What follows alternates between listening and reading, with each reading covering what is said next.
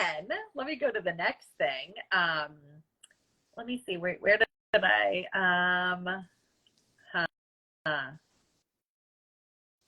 oh, there's something else, your higher self times 3. Remember, it's the higher self of the higher self of the higher self. Yep. Something else your higher self times 3 said in your second session that I found really profound that I wanted to share. And again, I'm going to read it off my screen.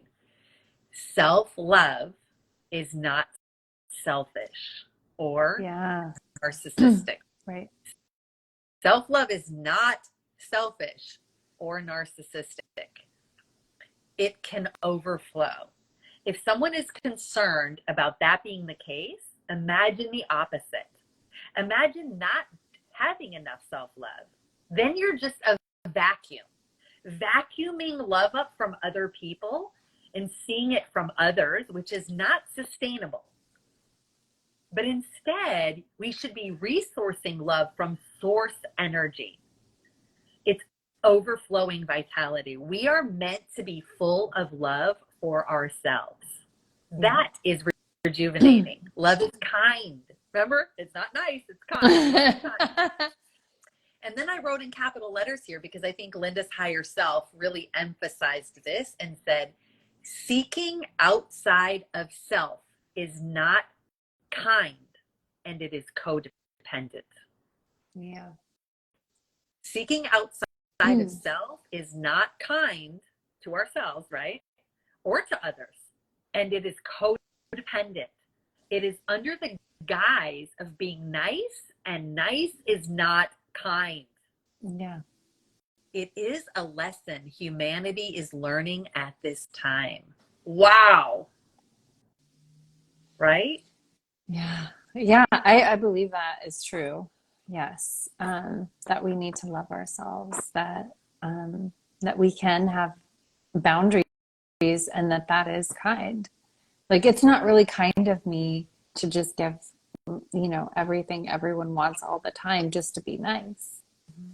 Like, that's not kind. Maybe what they want isn't, serving a good, like a purpose that my soul wants. And I'm saying yes, but my soul is like, I'm having like a bad feeling about it, but I say yes just so the other person can get a yes. And that's not kind. Yeah. Like, and again, like your higher self said earlier, it teaches them to continue that pattern. That's right. Of taking advantage of others. Yeah. So then I asked, what is something Linda can do to love herself more? So take notes, everyone.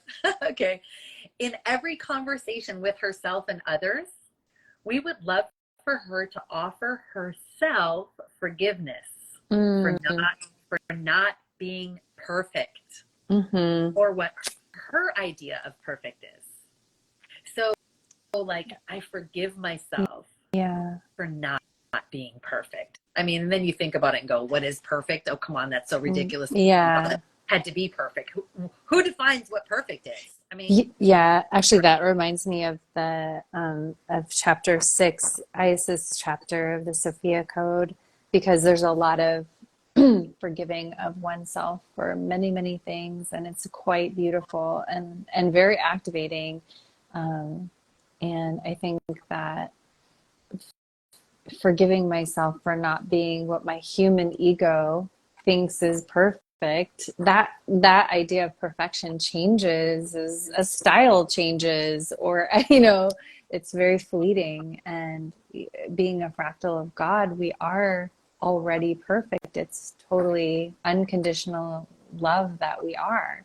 So like, why would we put a block in front of that and reject that?